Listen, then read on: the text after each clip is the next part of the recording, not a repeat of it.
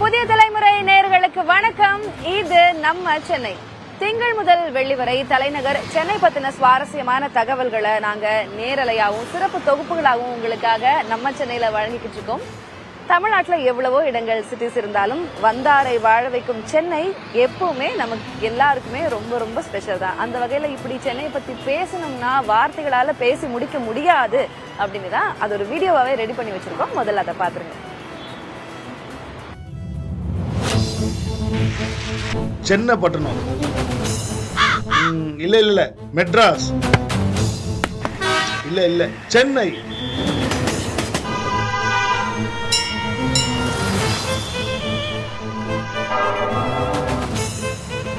இந்த பேர் மட்டும் இல்ல, மழை, வெயில், புயல், வெள்ளம், தண்ணி கஷ்டம், எந்த மாதிரி சூழ்நிலை வந்தாலும் இது மறுக்க எழுந்து நிற்கும். அதான் நம்ம சென்னை.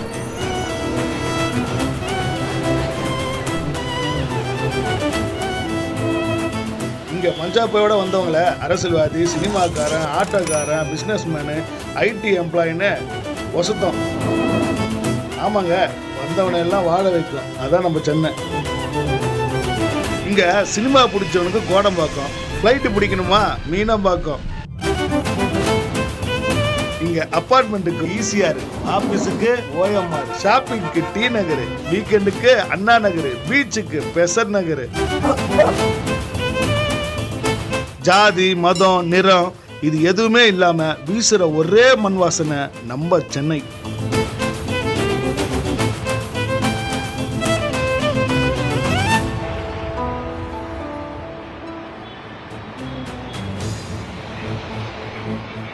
எப்படி சூப்பர்ல.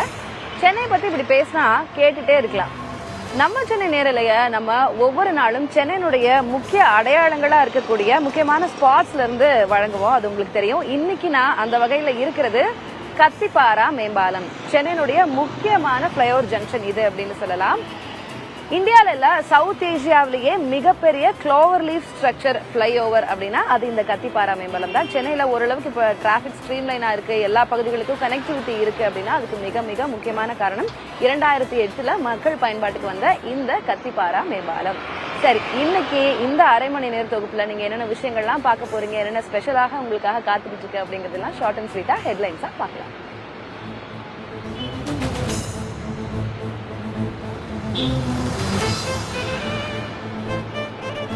நம்ம சென்னையில வண்ண மீன்கள் வர்த்தக மையம் அமைக்க அடிக்கல் நாட்டியிருக்கார் முதலமைச்சர் மு க ஸ்டாலின்.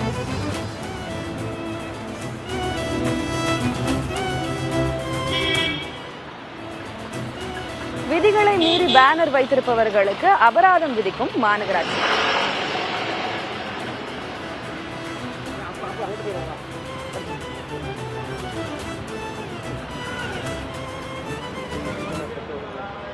மோசமான கடற்கரை சாலையால் அவதிப்படும் மக்கள்.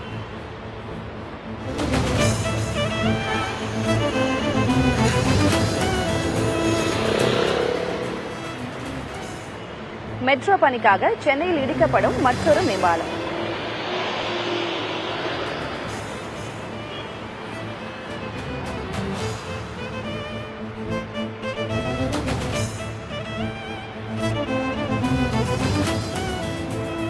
சரி, இன்னைக்கு சென்னையில என்னென்ன நிகழ்வுகள் நடந்திருக்கு, புதிய திட்டங்கள் என்னென்ன கொண்டு வந்திருக்காங்க, சென்னை மக்கள் சந்திக்கக்கூடிய அன்றாட பிரச்சனைகள் என்னென்ன அப்படிங்கறதெல்லாம் பார்க்க இருக்கோம். முதல்ல நம்ம பார்க்க போறது வளரும் சென்னை செக்மெண்ட்.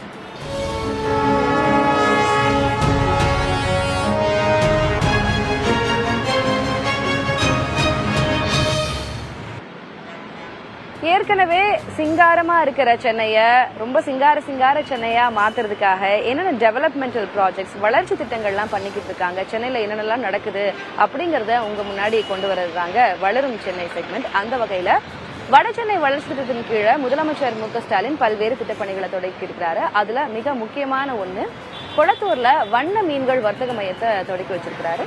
அது பத்தின ஒரு தொகுப்பை பார்க்கலாம்.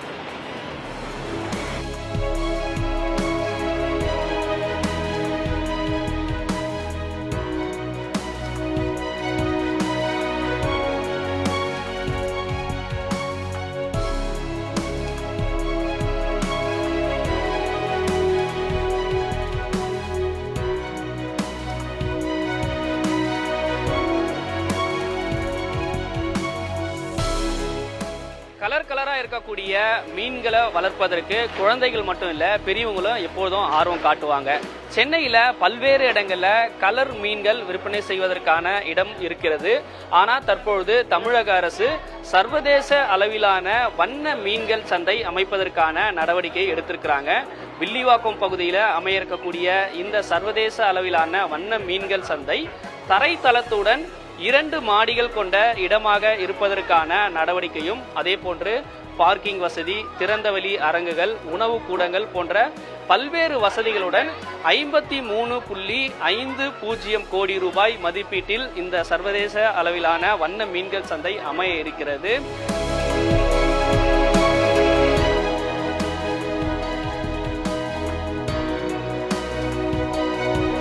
இது ஒரு புது விஷயம் அப்படின்ட்டு எல்லாருமே வந்து பார்ப்பாங்க. ஆக்சுவலி இந்த டனல் வந்துட்டு 20 ஃபீட்டு, நம்ம இது 20 ஃபீட் இன்ட்டு 4 நம்பர்ஸ் பண்ணியிருக்கோம். 80 ஃபீட்டு, 12,000 லிட்டர்ஸ் ஆஃப் வாட்டர் வந்து நம்ம இதை வந்து பார்த்துப்போம். ஸோ வந்து கண்ணாடியில் நம்ம பண்ணியிருக்கோம், லேமினேட்டட் கிளாஸ். பீப்புள் வந்து இதுக்குள்ளே நடக்கலாம், எந்த ஒரு இதுவுமே கிடையாது. ஃபுல்லாமே சேஃப்டி பர்பஸ், ஃபுல்லாமே வந்து பப்ளிக்காக வந்து இது நடக்கிறது. ஸோ இது வந்து நீங்கள் பார்க்குறப்ப வந்து ஒரு புதிய உங்களுக்கு ஒரு கண்ணோட்டம் வந்து கிடைக்கும்.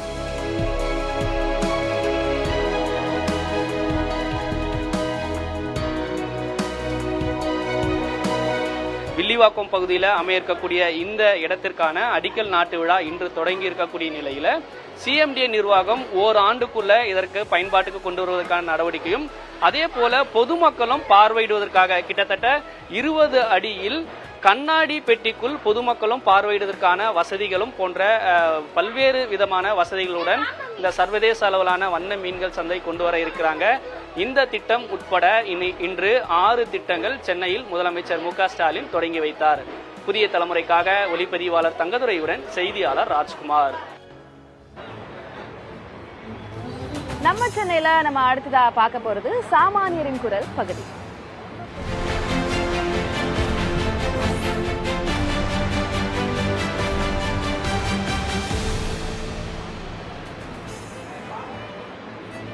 இந்த சாமானியரின் குரல் பகுதியில சென்னையில இருக்கக்கூடிய சாமானிய மக்கள், வெகுஜன மக்களினுடைய அன்றாட பிரச்சனைகள் என்னென்ன அப்படிங்கறது குறித்து நம்ம பார்த்துக்கிட்டு இருக்கோங்க. அந்த வகையில சென்னைக்கு பக்கத்துல இருக்கிற கடற்கரை சாலை ரொம்ப வருடங்களாக ரொம்ப மோசமான நிலையில இருக்குது. அங்க மீனவர்கள், தொழிற்சாலைக்கு வேலைக்கு போறவங்க அப்படின்னு ஆயிரக்கணக்கான மக்கள் பயன்படுத்தக்கூடிய அந்த சாலைனால என்னென்ன இன்னல்களை மக்கள் சந்திக்கிறாங்க, இதுக்கு தீர்வு என்ன அப்படிங்கறத பத்தி விரிவா சாமானியரின் குரல் பகுதியில பார்க்கலாம்.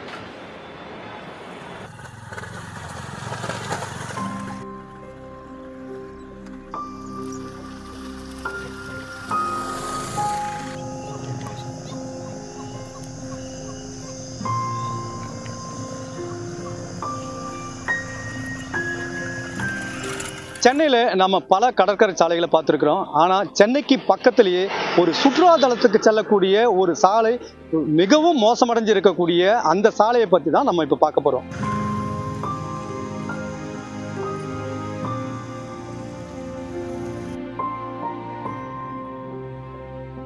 வடசென்னை அனல்மின் நிலையம், எண்ணூர் துறைமுகம், கடல் நீரை குடிநீராக்கும் நிறுவனம், அதானி எல்என்டி கப்பல் கட்டும் தளம்னு ஏராளமான தொழில் நிறுவனங்கள்ல வேலை செய்யற பெரும்பாலானவர்கள் பழவேற்காடு பகுதியைச் சேர்ந்தவர்கள் தான். ஆனா வடசென்னை காமராஜர் துறைமுகத்திலிருந்து பழவேற்காடு லைட் ஹவுஸ் வர 13 கிலோமீட்டர் தூரத்தை கடப்பது அவ்வளவு எளிதல்ல. ஆவடியிலேருந்து எனக்கு பழவேற்காடு வர வரைக்கும் ஒன்றும் தெரியல. ஆனால் பழவேற்காடுலேருந்து இந்த காட்டுப்பள்ளிக்கு போகிற ரோடு படு கண்டமாக இருக்குது. அது மனுஷனே அதில் வண்டி ஓட்டவே முடியாது. கீழே விழுந்தாதான் வண்டி ஓட்டிட்டு போக முடியும்.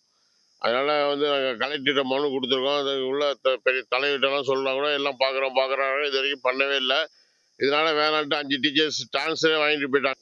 நாங்களும் கேட்டுட்டு தான் இருக்கோம். கிட்டத்தட்ட ஒரு 20 வருஷமா இப்படி தான் கேட்டுங்க. வராங்க, ஓட்டு போகிறதுக்கு வராங்க, கலெக்டர் வராங்க, கேட்டுகிட்டே தான் இருக்காங்க.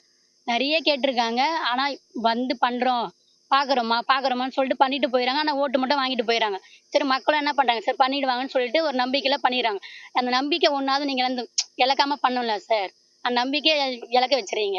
மாற்று வழி இல்லாதனால இந்த வழியில் தான் நாங்கள் பயணிச்சே ஆகணும். வேற வழி போக்குவரத்து போகணும்னா கிட்டத்தட்ட 35 கிலோமீட்டர் சுற்றி போக வேண்டியது வரும். மீஞ்சூர், புதுநகர் அந்த பக்கம் சுற்றி போக வேண்டியது வரும். எங்களுக்கு அந்த அளவு சுற்றி போய் வர பெட்ரோல் செலவும் அதிகமாகும். வேற அதுக்கேற்ற வருமானமும் இங்கே கிடையாது.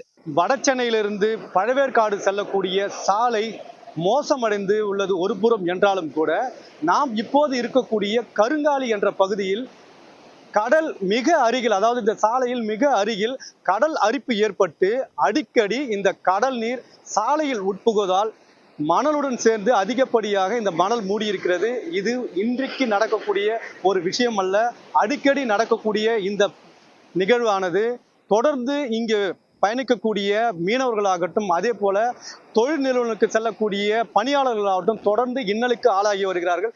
அலைங்க மேலே வந்தது, ரோடு அரிஞ்சு போச்சு, உள்ள மணல் மேடாகி போச்சு, தனி 2 கடலும் ஆறும் ஒன்றா சேர்ந்துச்சு, போகிற வர ரோடும் சரியில்லை, மக்கள் ரொம்ப சிரமத்தில் அவதிப்படுது. தினமும் ஒரு 4-5 பேர் கீழே விழுவுறாங்க குழந்தைங்களோடு சேர்ந்து. ஒரு 4-5 பைக்கு மேலே தினமும் ஃபால்ட் ஆகுது, போகிற வர ரொம்ப சிரமமாக இருக்குது. மோசமான மற்றும் கடற்கரை மணல் மூடிய சாலையை தவிர்த்து மாற்று வழித்தடத்துல போகணும்னா பொன்னேரி பழவேற்காடு சாலையில வஞ்சிவாக்கம், காட்டூர், மீஞ்சூர் வழியா 35 கிலோமீட்டர் வரை சுற்றி கொண்டு செல்ல வேண்டிய நிலைதான் தற்போது இருக்கு. தொழிற்சாலையில வேலை செய்யற தொழிலாளர்கள் அவதி மட்டும் இல்லாம இந்த பகுதியில ஒரு ஆம்புலன்ஸ் கூட செல்ல முடியலன்ற கோரிக்கையை இந்த பகுதி மக்கள் வைக்கிறாங்க. இந்த கோரிக்கை தொடர்பா பொன்னேரி எம்எல்ஏ துரை சந்திரசேகர தொடர்பு கொண்டு நாம கேட்டதுக்கு, உங்கள் தொகுதியில் முதல்வர் திட்டத்தின் கீழ் 55 கோடி ரூபாய் இது நிதி ஒதுக்கி இருக்கிறதாகவும், எண்ணூர் துறைமுகம் முதல் பழவேற்காடு லைட் ஹவுஸ் குப்பம் வரை இருக்கிற 13 கிலோமீட்டர் வரை சாலை சீரமைத்து, அதே போல கருங்காலி பகுதியில் இருக்கக்கூடிய அந்த மணல் திட்டுகளை அகற்றி அங்க உயர்மட்ட பாலம் அமைக்கப்படும் தெரிவிச்சிருக்காரு. புதிய தலைமுறைக்காக ஒளிப்பதிவாளர் மகேஷுடன் எழில். சென்னையில விதிகளை மீறி வைக்கப்பட்ட பேனர்களை அகற்றணும்னு சொல்லி மாநகராட்சி ஏற்கனவே கால அவகாசம் கொடுத்திருந்தாங்க. அதுக்கான கால அவகாசம் நேத்தோட அந்த டைம் முடிஞ்சு. இணையில இருந்து அகற்றப்படக்கூடிய பேனர்களுக்கு அதுக்கான அபராதத்தை அந்த பேனர் உரிமையாளர்கள் கிட்ட வசூலிச்சிருவோம் அப்படின்னு மாநகராட்சி சொல்லியிருக்காங்க. இது தொடர்பான விவரங்களை வழங்குறதுக்காக செய்தியாளர் விக்னேஷ் முத்து நினைஞ்சிருக்கிறார். அவர்கிட்ட பேசலாம். விக்னேஷ் முத்து, இப்போ நேற்று வரை எவ்வளவு விழுக்காடு பேனர்கள் அகற்றப்பட்டிருக்கும் சென்னையில விதிகளை மீறி வைக்கப்பட்ட பேனர்கள்? இன்னும் எவ்வளவு இடங்கள்ல தோராயமா எவ்வளவு பேனர்கள் இருக்கும் அப்படின்னு நம்ம எதிர்பார்க்கலாம்? அதுக்கான அபராத தொகை வசூலிக்கிற அந்த நடவடிக்கை எல்லாம் மாநகராட்சி தொடங்கிட்டாங்களா?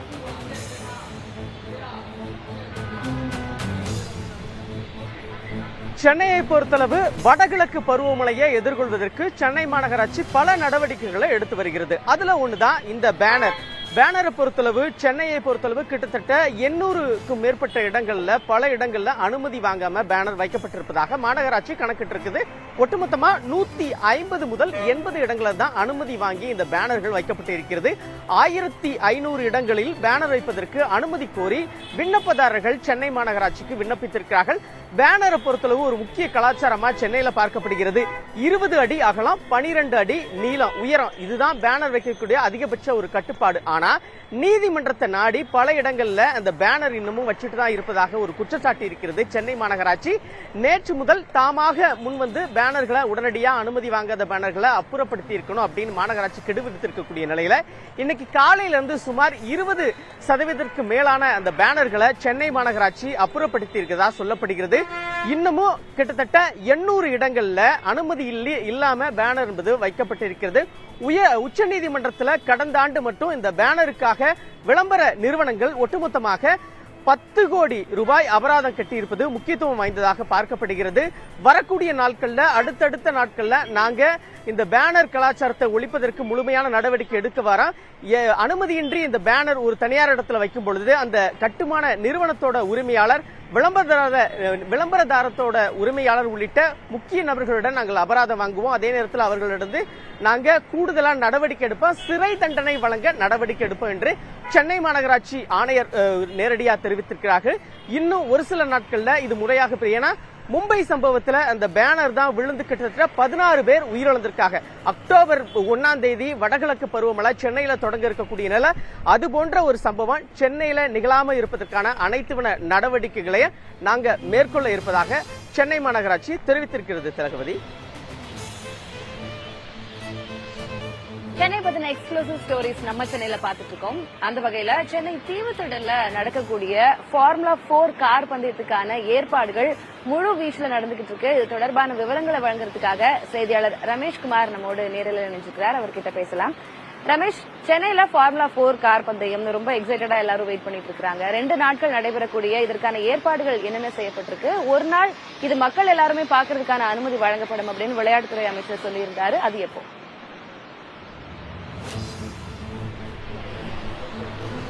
நம்ம இருக்கக்கூடிய இந்த சாலை இல்லதான் 3.5 கிலோமீட்டர்ல முதல் முறையா ட்ராக் பாத்தீங்கன்னா சாலையில போட்டிருக்காங்க. இப்ப பாக்கலாம், அதாவது 40 கிலோமீட்டர் வேகத்துல கார்கள் மற்றும் பேருந்துகள்லாம் போயிட்டு இருக்கு. இது பாத்தீங்கன்னா இந்த மாத இறுதியிலையும் செப்டம்பர் 1ஆம் தேதியும் பாத்தீங்கன்னா கடுமையான, அதாவது மணிக்கு 200 கிலோமீட்டர் வேகத்துல சீறி பாய இருக்கின்றன. அதற்கு தான் இந்த சாலைகள் மற்றும் இந்த தடுப்பு வேலைகள் எல்லாம் கூட தயாராக இருக்கிறது. 3.5 கிலோமீட்டர், அதாவது பாத்தீங்கன்னா சிவானந்தா சாலை, கொடிமர இல்ல சாலை, நேப்பியர் பாலம், அண்ணா சாலை என தீவுத்துடலை சுற்றி ஒரு சர்க்கியூட் மாதிரி அமைச்சிருக்காங்க. இதை பார்க்கறதுக்கு கிட்டத்தட்ட ஒரு 10,000 பேர் வரை ஆன்லைன்ல புக் பண்ணிருக்கா சொல்லப்படுகிறது. இதுல பல தடைகளை தாண்டி, பல விமர்சனங்களை தாண்டி சென்னையுடைய ஆர்ட் ஆஃப் த சிட்டி பகுதியில் நடைபெற இருக்கிறது. குறிப்பாக மத்திய கோஸ்ட் கார்டு, இதே போல ராணுவத்தினுடைய அனுமதி எல்லாம் வாங்கி இதை பண்ணிருக்காங்க. இப்ப பார்க்கலாம், இந்த இடத்துல என்ன பண்ண போறாங்கன்னா, இந்த கார்கள் ஓடிட்டு நிக்கும் போது அதற்கான அந்த டயர்கள் எல்லாம் மாத்துறதுக்கான ஒரு செட் மாதிரி போட்டிருக்காங்க. இது பண்றாங்க. இதுல முதல் சுற்று ஏற்கனவே கடந்த சனி ஞாயிறு பாத்தீங்கன்னா இருங்காட்டுக்கோட்டையில் உள்ள இன்டர்நேஷனல் அந்த மைதானத்துல நடந்து முடிந்திருக்கு. இதுல மற்றொரு பல சவால்கள் இருக்கு. ஏன்னா பக்கத்திலே ராஜீவ்காந்தி அரசு மருத்துவமனை இருக்கு. அங்க ஆயிரக்கணக்கான நோயாளிகள் இருக்கக்கூடிய நேரத்தில் இரவு நேரத்தில் இந்த கார்கள்லாம் சீறி பாயும் போது ஏற்படக்கூடிய அந்த அதிக அளவிலான ஒலி சத்தத்தை எப்படி அதை சமாளிக்க போறாங்க என்பன போன்ற விமர்சனங்களும் இருக்கு. அதாவது மட்டும் பாத்தீங்கன்னா, எப்படி சென்னை சூப்பர் கிங்ஸ் அணி இருக்கோ அதே போன்று இதுலயும் சென்னை அணி ஒன்று இருக்கு. இவங்களும் எல்லோ கலர்ல டிரெஸ் போட போறாங்க. இது பாத்தீங்கன்னா அடுத்த கட்டமா 5 கட்டமா இந்த போட்டியை நடத்த திட்டமிட்டு இருக்காங்க. இது பாத்தீங்கன்னா கேரளா, கொச்சின் போன்ற இடங்களிலும் அடுத்தடுத்த சுற்றுகளை நடத்த போறாங்க. கடந்த ஆண்டே நடத்த திட்டமிட்டாங்க. ஆனா மிக்சா புயல் காரணமாக அங்க தடைபட்டிருந்த நிலையில் தற்போது பலத்த எதிர்பார்ப்புக்கு மத்தியில இந்த ஃபார்முலா 4 ரேசிங் நடத்துறதுக்கு திட்டமிட்டு சென்னை விளையாட்டு மேம்பாட்டு ஆணையம் மற்றும் இதுக்கு 40 கோடி ரூபாய்க்கு மேல செலவு செய்திருக்காங்க. இந்த ஒரு வட்ட வடிவிலான இந்த சர்க்கியூட் போடப்பட்டிருக்கிறது. இது எந்த அளவுக்கு மக்கள் மத்தியில் வரவேற்பை பெறும் என்பதை இந்த ஒரு சில தினங்கள் நம்மளுக்கு தெரிய வரும். திலகவதி,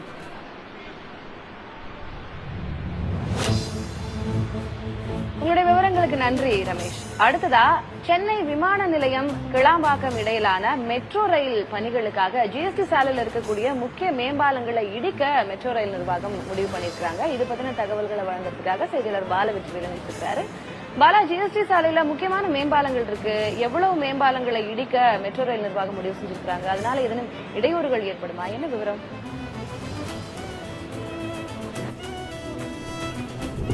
திலகா, சென்னை நகரத்துல ஒரு பகுதியிலிருந்து இன்னொரு பகுதிக்கு போறது அப்படிங்கிறது ஒரு ஊர்ல இருந்து இன்னொரு ஊருக்கு போறதுக்கு சமம். சென்னை மக்களுடைய போக்குவரத்து தேவையை எளிதாக்கிய பெருமை சென்னை மெட்ரோ ரயிலுக்கு தான் சேரும். இந்த சென்னை மெட்ரோ ரயில் திட்டம் வந்த பிறகு எந்த ஒரு பகுதிக்கும் போகக்கூடிய அந்த நேரம் குறைவாக இருப்பதன் காரணமாக அனைவரும் விரும்பும் ஒரு போக்குவரத்தாக இருக்கிறது. எப்போது மெட்ரோ ரயில் திட்டம் நம்ம பகுதிக்கு வரும்னு எதிர்பார்த்த நிலையில முக்கியமான ஒரு மெட்ரோ ரயில், சென்னை மக்கள் அனைவருமே எதிர்பார்க்கக்கூடிய ஒரு மெட்ரோ ரயில் திட்டம் என்பது விமான நிலையத்திலிருந்து கிளாம்பாக்கம் வரையில் உள்ள மெட்ரோ ரயில் திட்டம். ஏன்னா கிளாம்பாக்கம் பேருந்து நிலையம் பொறுத்தவரை சென்னையினுடைய ஒருங்கிணைந்த பேருந்து நிலையமாக உருவெடுத்திருக்கிறது.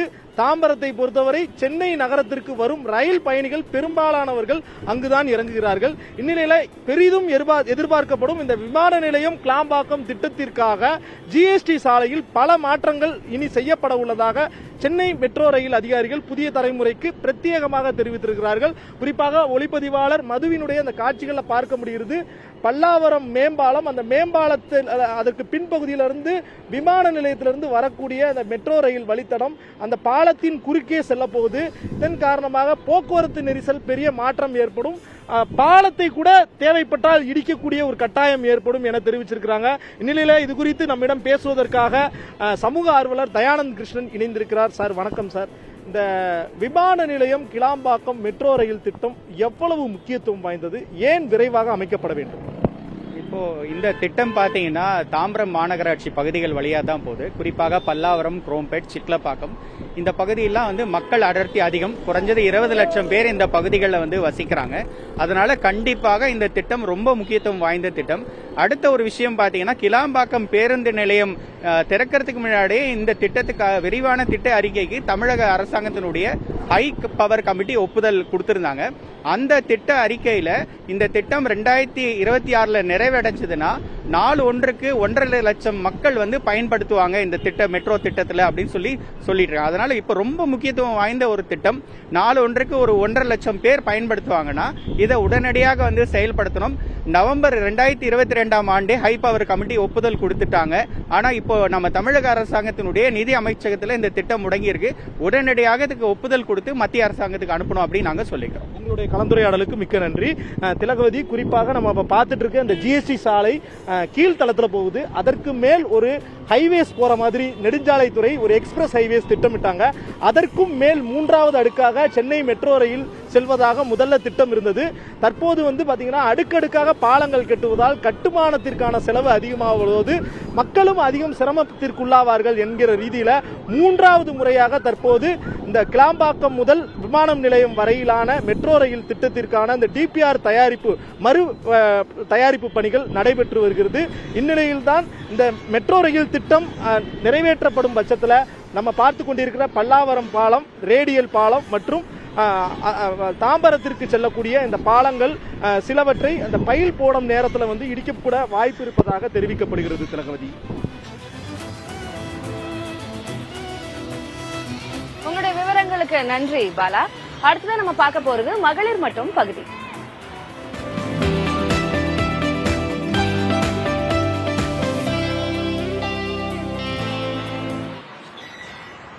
என்னடா ஊஞ்சலாடிட்டு இருக்கனே அப்படின்னு பாக்குறீங்களா? பெண்கள் இப்படி விளையாட்டுத்தனமா மட்டும் இல்லைங்க, இன்னைக்கு பெண்கள் தடம் பதிக்காத துறைகளே இல்ல. முன்னாடி எல்லாம் பெண்கள் ஒரு டீச்சிங் ப்ரொஃபஷனோ இல்ல ஒரு ப்ரிவிலேஜ் ஃபேமிலியில இருக்கக்கூடியவங்க மருத்துவர்களாக டாக்டர் ப்ரொஃபஷனலோ அப்படி இருப்பாங்க. ஆனா இப்போ அதையெல்லாம் உடைச்சு ஆண்களுக்கு நாங்க சற்றும் சளைச்சவங்க இல்ல அப்படின்ற மாதிரி எல்லா துறைகளுமே தடம் பதிச்சிருக்காங்க. அந்த வகையில வந்தே பாரத் ரயில் பெட்டிகள் தயாரிக்கக்கூடிய பணியில பெண்களுடைய பங்கு எந்த அளவு இருக்கு அப்படின்றத ஒரு தொகுப்பா பார்க்கலாம். சென்னை ஐசிஎஃப் ரயில் பெட்டி தொழிற்சாலையில் 8500 மேற்பட்ட பணியாளர்கள் பணியாற்றுறாங்க. இதில் 1000க்கும் மேற்பட்டோர் பெண்கள் மட்டுமே பணியாற்றுகிறார்கள். வந்தே பாரத் ரயில் பெட்டி உற்பத்தியில் பெண்களின் பங்களிப்பு அதிக அளவில் இருக்கிறது. நாம் அமரக்கூடிய இருக்கையில் ஆரம்பித்து தண்டவாளங்கள்ல இருந்து ஃபிட்டர், வெல்டர் என பல்வேறு பணிகளை செய்கிறாங்க. அவர்கள் என்ன மாதிரியான பணிகளை செய்கிறாங்க, அவங்க என்ன சொல்கிறாங்க அப்படின்னு நேரடியாக அவங்களிடமே போய் கேட்டு தெரிஞ்சுக்கலாம் வாங்க.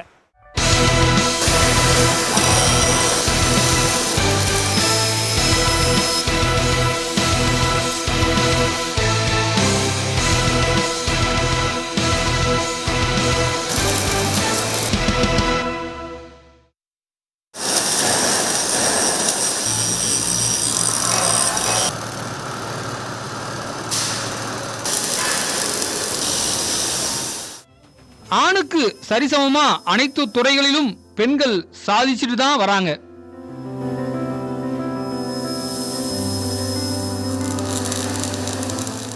அதுபோலதான் சென்னை ஐசிஎஃப்ல வந்தே பாரத் ரயில் பெட்டிகளை மகிழா சக்தி அப்படின்ற பேர்ல பெண்கள் டீம் தான் தயாரிச்சு கொடுத்துட்டு இருக்காங்க. 2017 50 பெண்களோட மகிழா சக்தி டீம் அமைக்கப்பட்டிருக்கு. அவங்களோட வேலையே ரயில் பெட்டிகளை தயாரிச்சு கொடுக்கறது தான். வெல்டிங் உட்பட அனைத்து வேலைகளையும் அவங்களே செஞ்சிடறாங்க. AC, power car, எல்ஆர்ஏசி, Vande Bharat, வந்தே மெட்ரோ பண்ணியிருக்கோம், ஃப்ரைட் பண்ணியிருக்கோம். அது மாதிரி நிறைய வண்டி பண்ணிட்டு இருக்கோம். நம்ம இங்கே வந்து நாங்கள் லேடிஸ் எல்லாருமே ஜென்ஸுக்கு ஈக்குவலாக நாங்கள் எல்லா ஒர்க்குமே நாங்கள் பண்ணுறோம். நாங்கள் பாஸ்ட் 6 மந்த்ஸாக நான் வந்து கியூகா ரோபோட்டிக் வெல்டிங் மிஷினில் ஒர்க் பண்ணுறேன். இதோட வேலை வந்து ஃபியாட் போட்டி சைட் ஃப்ரேமை வந்து வெல்ட் பண்ணுது. இது ஃபுல்லாக ஆட்டோமேட்டிக் ப்ராசஸ். இது வந்து ப்ரோக்ராம் வந்து 6 மந்த்ஸாக நான் ஸ்டடி பண்ணிட்டு இங்கே இண்டிவிஜுவல் ஆப்ரேட்டராக ஒர்க் பண்ணுறேன். ஆஸ் அ உமன் வந்து ஃபிசிக்கலாக ரொம்ப சேலஞ்சிங்கான ஜாப். அது வந்து நான் அக்செப்ட் பண்ணி நான் வந்து இண்டிவிஜுவலாக ஆப்ரேட் பண்ணிட்டு இருக்கேன்.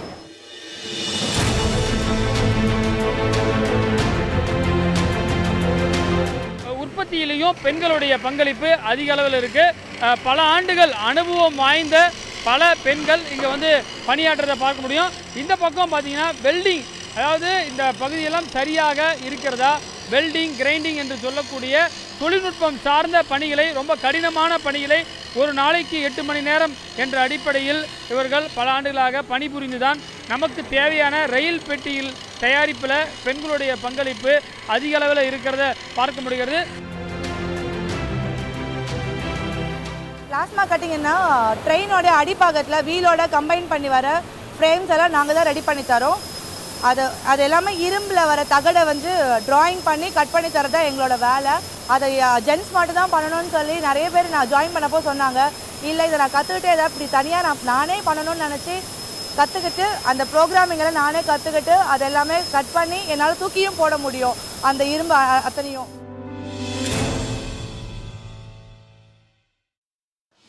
ஐசிஎஃப்ல ஒட்டுமொத்தமா வேலை செஞ்சுட்டு இருக்க 8500 பேர்ல 1400 பேர் பெண்கள் தான்.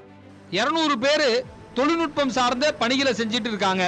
வருஷத்துக்கு 3000க்கும் மேல ரயில் பெட்டிகளை தயாரிச்சு கொடுத்துட்டு இருக்காங்க.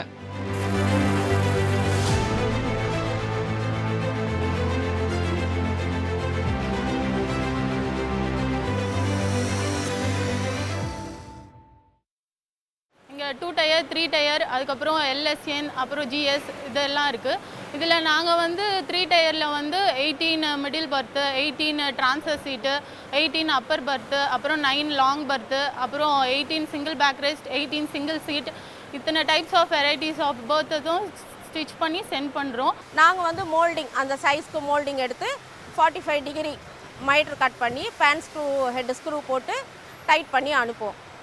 30 ஷாப்லேருந்து அங்கே வந்து அசம்பிள் செக்ஷன் அதுதான். இங்கே பண்ணுற சீட் அண்ட் பர்த்தெல்லாம் 30 ஷாப்பில் கொண்டு போய் அசம்பிள் பண்ணுவாங்க. அங்கேருந்து கோச் வந்து வெளியே போகும். சேவை துறையில் மட்டுமில்லாமல் கடினமான உடல் உழைப்பு உள்ள உற்பத்தி துறையிலும் தங்களால் சாதிக்க முடியும் என்று நிரூபித்து காட்டியுள்ளார்கள் இந்த மகளிர். புதிய தலைமுறைக்காக ஒளிப்பதிவாளர் மதுவுடன் ரமேஷ். சரி, நிகழ்ச்சியுடைய நிறைவு பகுதிக்கு வந்தாச்சு. சென்னை பத்தின சுவாரஸ்யமான பல்வேறு செய்திகளை பார்த்தோம். இதே மாதிரி திங்கள் முதல் வெள்ளி வரை சாயங்காலம் 4 மணி ஆச்சுன்னா கரெக்டா டிவி முன்னாடி நம்ம சென்னை பாக்குறதுக்காக வந்து ஆஜராயிருங்க. சரியா? நாளைக்கு மாலை 4 மணிக்கு சந்திக்கலாம். உங்ககிட்ட இருந்து விடைபெறுவது நான் திலகவதி. இணைந்திருங்கள் புதிய தலைமுறையோட. இது நம்ம சென்னை.